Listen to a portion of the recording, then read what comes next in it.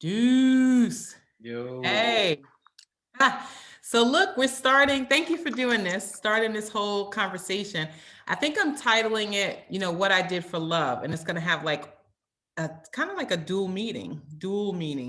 Love of my family, love for my children, love of my career, all that stuff. But basically, what I did for love. And this will be conversations between a mother and a son and a mother and a daughter. So you're up first, quite frankly. And we're going to do 10-part series. This is very relatively short, each section, because I know you guys are in school. But first, I want to start off by showing the world that we both have almost the same sweatshirt on today. Totally unplanned. Not scripted. Not scripted. So we're going to see what Monty has on when I have a call with her later and see if she's on the same boat as we are. So anyway, 10 topics. The first topic we're going to start with is a very big topic, just called working mom.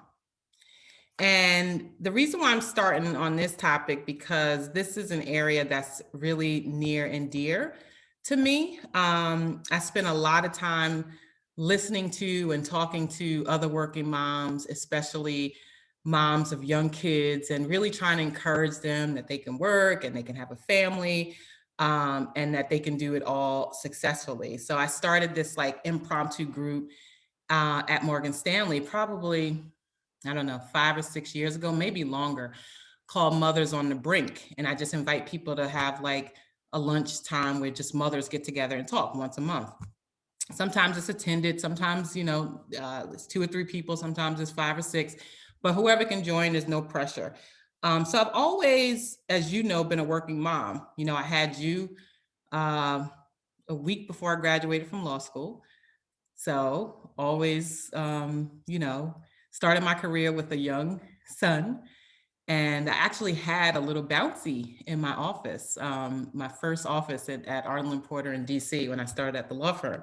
And I used to bring you in, used to be on the bouncy. So anyway, the first question I have is, you know, how did I do?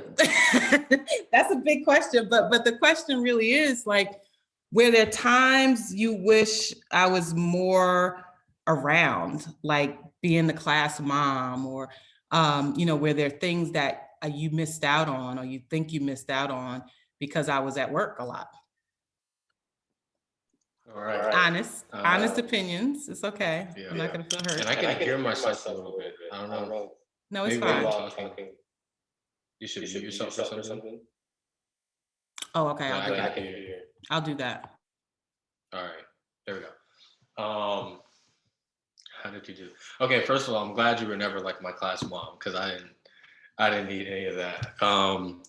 But as far as how you did, I mean, first of all, everybody always knew you. Everybody always knew who my mom was. You were always super present. You were always bringing energy to whatever I was doing. You really never missed anything, even if it was like a class recital, or I don't know what recital I would have had, but like I remember I did that little Ray Charles thing.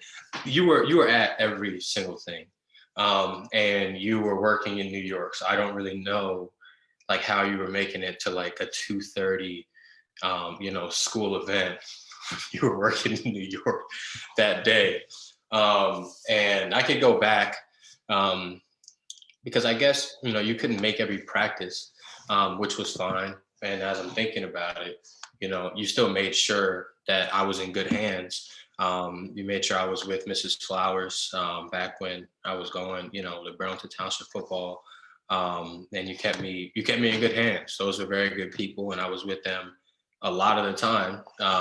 And there were never any issues, because you made sure that I was with the right people when you couldn't be there. And I guess the best example, or like the thing that I will always remember that stuck with me the most, was my time at Bishop Eustace, when I was playing freshman football at a smaller school, and it was a whole bunch of freshmen out there.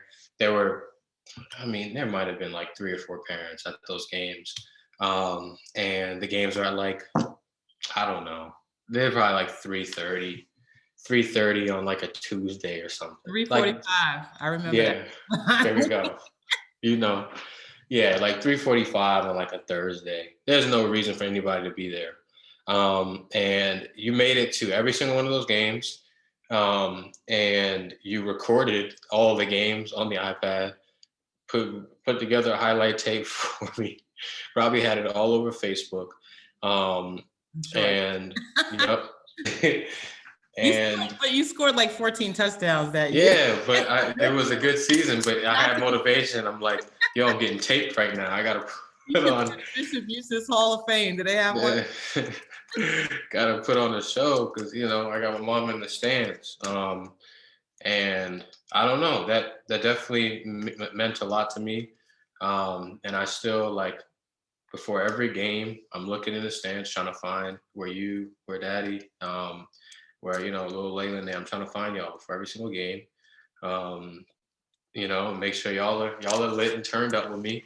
And yeah, that's just how I grew up, always having you there, knowing how hard you were working and really not knowing how you were getting there, how you're doing any of it. So you definitely did a good job. Well, that's my superpower. I can teleport from places. No one figured that out until today. Yeah, I see. No, that's good to hear because honestly, I wasn't always there. There were lots of things that I missed. There were lots of, especially early on, regrets that I had about missing things.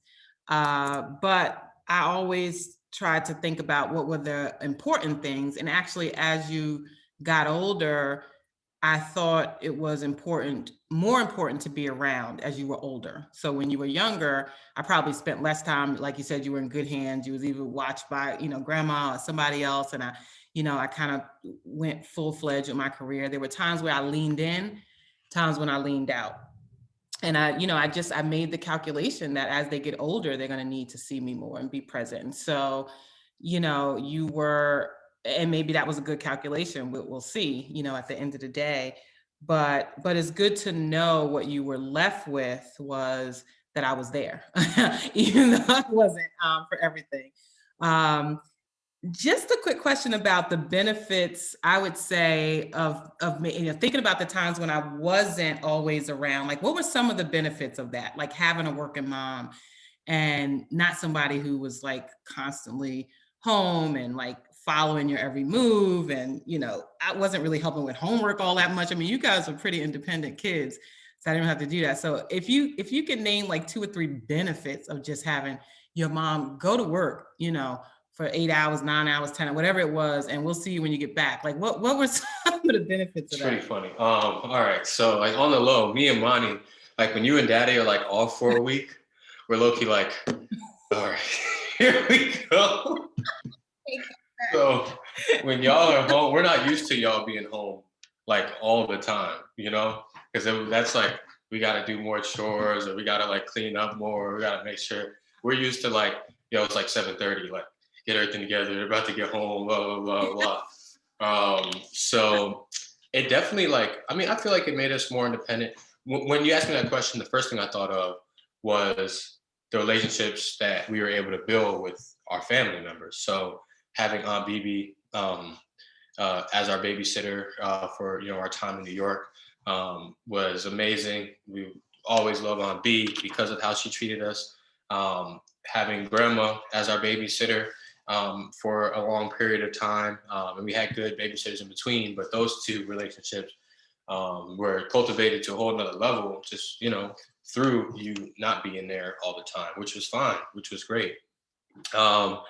And then, yeah, I don't know, I guess for me, like maybe having to take on more of a role with Monty, I'm not sure.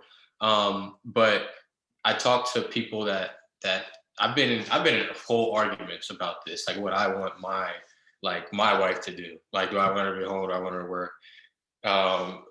Wait, we get into a question similar to that, so don't go. Okay, I won't go into that. I want to hear about your arguments. But no, I'll say. When was it? When was it bad? For me, it was. I didn't know anything else. So it was never really an issue. There would be some nights where we were kind of waiting on some food. No dinner. What's for dinner? Right now, I'm still dealing with that. Yeah, we weren't. Daddy does better than I do in terms. I'm like, make some cereal. We grew up in like different households where I think people were cooking more every day. We did the best we could, but we also had nights where it was like, oh, it's go for yourself night. So I kind of yeah, no, I definitely used that to me with the Honey Bunches at 8:30 is fine with me. 2 PBJs is straight. Rotisserie chicken. I'll bring on the rotisserie chicken in a heartbeat. Me and mine would be tight. But yeah, that's the only negative I could think was dinner was pushed back a little bit. Yeah, I was going to ask you what was the one, if you can name one thing that was, that affected you negatively about that. The food situation. Yeah, probably waiting on dinner. Yeah. I didn't plan. I don't think I spent a whole lot of time planning for what dinner was going to be the night before. I've had moments of that where I was like, okay, it's Sunday and I'm going to plan it all out. And, I would have it, but I couldn't be, I was never consistent, I would say, about that. And, we all survived, which is good. Thank you, Jesus. Yeah. But no, we didn't have no weekly plans. That was a day by day situation. Yeah. So, and you know what? Also there are things that, although there are things I wish there are no real regrets, but when it comes to that, I definitely could have did better. There's no doubt about it, and planned out a little bit and worked with Daddy on that a little better. Good. Look, if I had the opportunity to stay home, but decided not to, would that have disappointed you? Like if Daddy said, look, making enough money, you stay at home with the kids, rear them, do all their practices, have dinner on the table every night, have the house clean. But I decided, I don't really want to do that. Would that have disappointed you if you knew that? No.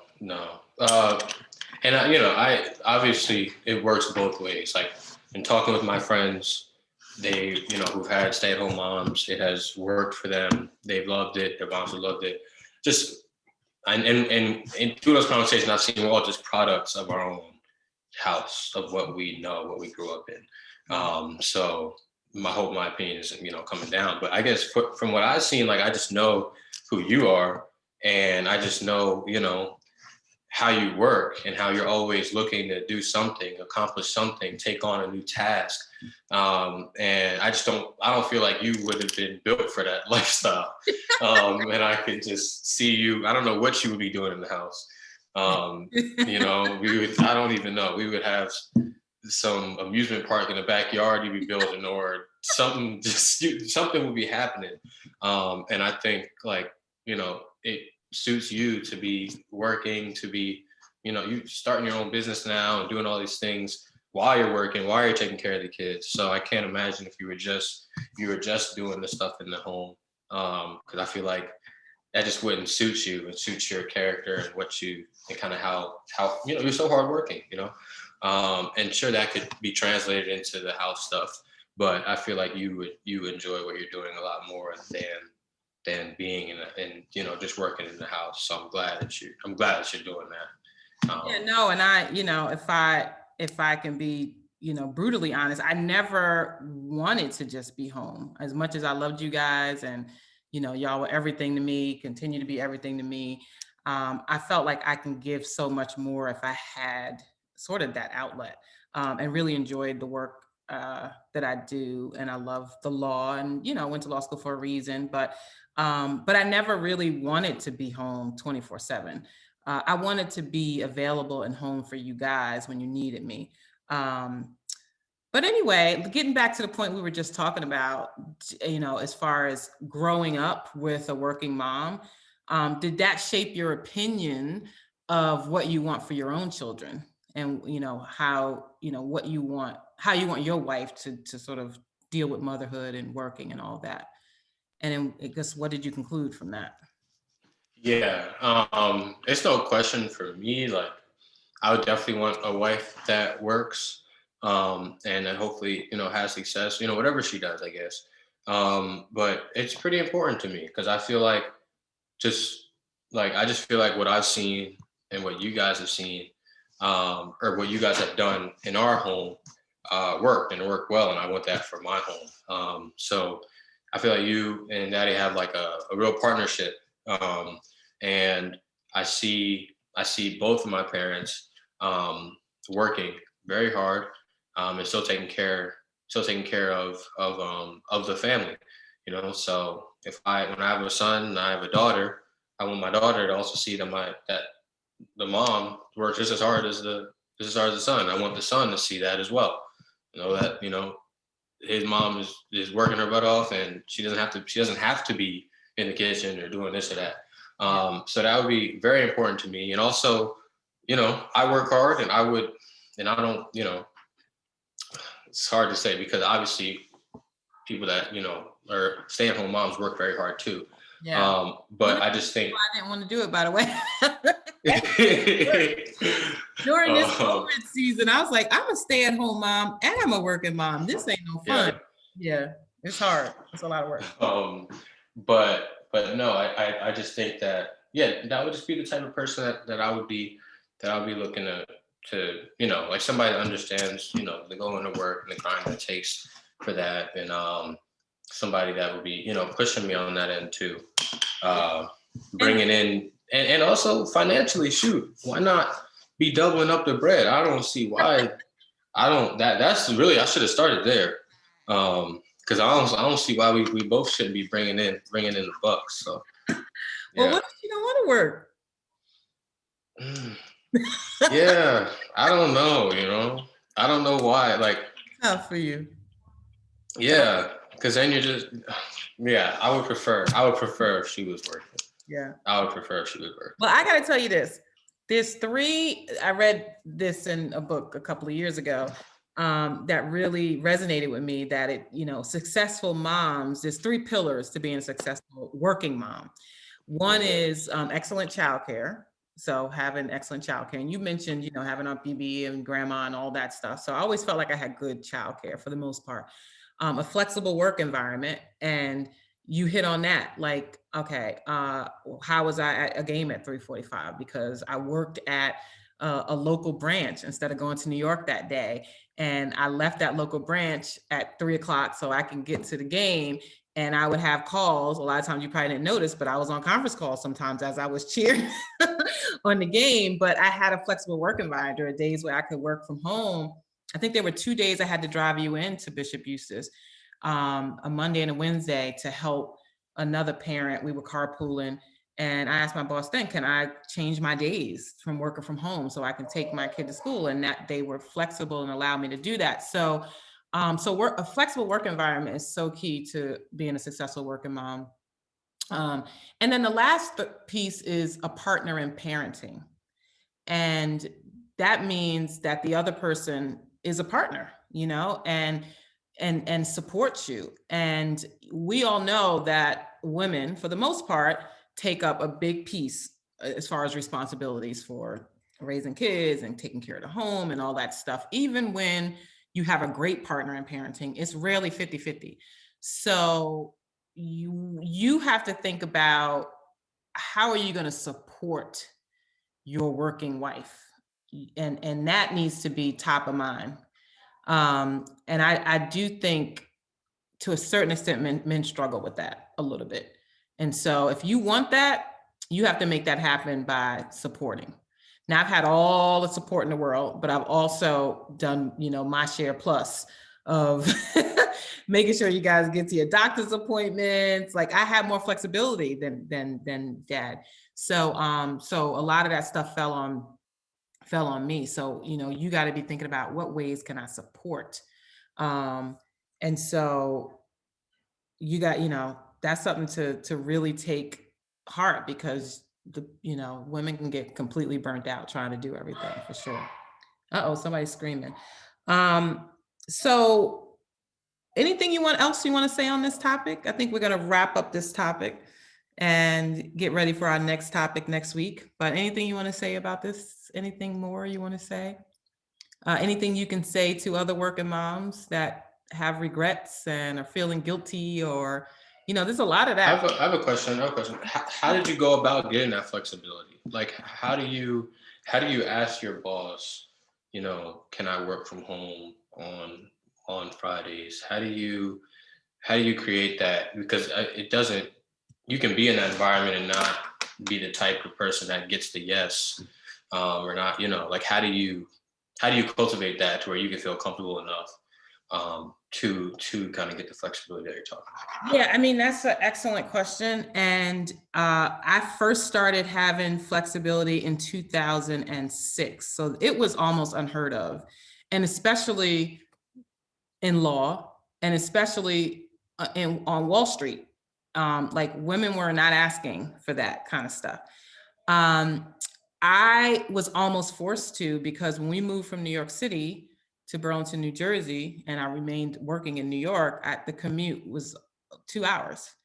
And at the time, I was actually welcoming a new boss, Eric Grossman, who's now the chief legal officer at Morgan Stanley. And we had a meeting like within days of him starting. At that time, he was running the litigation group. And it was on the bottom of my list to ask about, can I work from home? I had 50 million other things I wanted to talk to him about. And I had that on the list. And I got to tell you, I was scared to death to ask, because it wasn't anything I saw anybody else doing, quite frankly.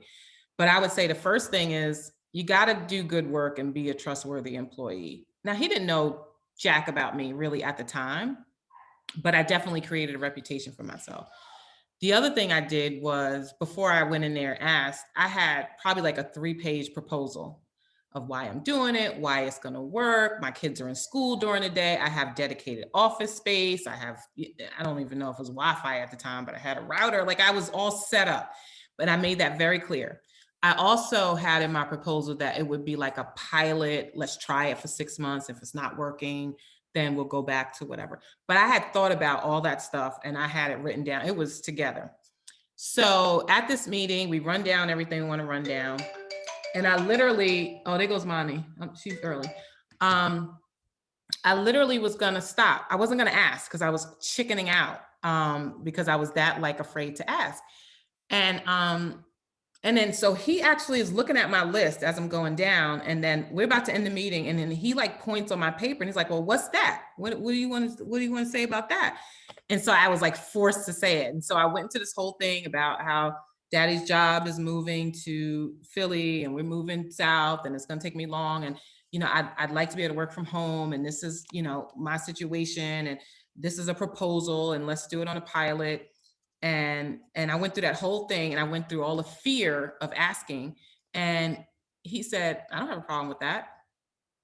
And it was like 2006, and he was very open to it. And that was, and on top of that, he suggested Mondays and Fridays, which was like best case. Had I suggested that, people would have been like, oh, she playing, she went a long weekend. But he suggested Mondays and Fridays, which was perfect because I had like the Tuesday, Wednesday, and Thursday to commute in. And then, I have a longer time home. So that's how it happened. And I think I was one of the first to do it. And it added an additional layer of pressure because I don't want to mess it up for everybody else, right? So I'm working harder, I'm working longer. I'm having to prove that I'm online. So sometimes I would save email to like that day to say, oh, this is what's going on here. Like, just so you can see I'm working. And then we created an environment where it was acceptable to do so. Not that everybody was doing it, but it became more of an acceptable thing to ask for. So I'm sorry, that was a long story, but it was a good story. It's one I tell often to people just to show what a difference a boss can make in your your work life in terms of flexibility. And that you can't be afraid to ask for what you need. At that point, I needed that. It wasn't just a want. I needed to do that because I would not have survived going in, the 4-hour really commute every day, 5 days a week. Yeah. Yeah. I have 2 more questions, so you're not kicking me off. Okay. All right. So are there any, like when you look back on, I don't know how many years you've been at Morgan Stanley, 16 years, 14, 16? 16. 16, yeah. When are there moments where you're like, dang, like if I didn't have these damn kids, like I would be like somewhere else, or I would be doing something bigger. Like, how do you like rectify that? How do you deal with that? Yeah, I mean, look, I do think that's true. I do think that if I didn't have kids starting off, I may have stayed at a firm and may partner at a firm. Like I would have just been working, you know, and I wouldn't have had a real outlet because daddy would have been working. He was a resident at the time at New York Presby Hospital, which was like huge. And he was busy. I wouldn't have had perspective. So I probably been working, and that leads you hopefully one day to partnership. Although as a Black woman, that's not guaranteed either. At Morgan Stanley, yes, I think you know, it took me longer, I think, to have the success that I wanted to have because I think I missed out on opportunities because I had a flexible work environment. Maybe that's not true, but I've always felt like, okay, maybe that opportunity didn't come to me because they know I'm home 2 days a week. That was always kind of in the back of my head. But I never regretted that. Like it may have slowed me down, but at the expense of seeing my children grow up. So Yeah. to me, that was more important than all that other stuff combined. My career, I felt like could take a back seat, that I can lean in and lean out as I needed to. And yes, that's going to slow you down. You leaning in and leaning out is going to slow you down, no doubt. But I had no regrets, none. But I do believe that, you know, there's sacrifices you have to make on both ends. I made sacrifices at work. I made sacrifices at home. But like the big boss says at Morgan Stanley, it's all life. There's no balance one way or other. It's all life. So work is part of my life. Children are a part of my life. You know, being married is a part of my life. It's all life. And so you just have to find a way to make it all work. Nice, nice. Last one, and this will be quick. How long is maternity leave? And then, because I should know that, but then like how, No, you shouldn't. like, do you think that it should be equal? Like, is there any way to make that more balanced in a relationship, in a marriage? Yes. Okay. So the first job, when you guys were born, you and Monty, it was like 6 weeks. It was something ridiculously. I had when I had Monty, I was at First Union, which is now Wells Fargo, became Wachovia, then Wells Fargo. And so I had 6 weeks leave. That was it. I don't even know what that is. That a month and a half? I mean, that was nothing. I honestly was ready to go back to work after 6 weeks, so I'm not even gonna. I was like, I never did, baby. And with you, I was at a law firm. No, I wasn't. I didn't have leave with you because I was studying for the bar. So that was before I actually started work. Yeah, I graduated the next week from law school when you were born. And then I was home that summer studying for the bar. So, but when I had Layla and Anthony, I was at Morgan Stanley, and our leave is 4 months, paid 4 months, which is awesome. After the 4 months, I was ready to go back to work, no doubt about it. But what I find is that it's not equal. Like men get less time, no doubt, but men also, I don't want to generalize, but they tend to not take their time. Some of them do, but some of them don't take all of it. So if somebody gives you 3 months or 4 months, you gotta take it. You know, you gotta be there for your wife, your child, all of that. I can't tell you what theirs is because honestly, I don't know. Maybe it's 2 weeks, maybe it's 4 weeks. I'll find out after this video. But I found a lot of them don't take all of it, which is disappointing because the mother needs a break. The baby is on top of the mother 24/7. And if you're breastfeeding, it's even worse because they don't really even get a chance to feed them and all that stuff. And it's like, you gotta get that attachment early on too. So if you have the opportunity, you take it because it's only gonna come once, maybe once every time you have a child, but only once. All right. Thank you. Right. Well, thank you so much for this and look forward to our next talk. Hope all is well at school and for your honesty and for your course. Of course. All right. Mama, thank you. All right. Bye-bye. How do I stop this thing now? That's what's gonna be the fun thing. I'm gonna just leave. Okay, pause.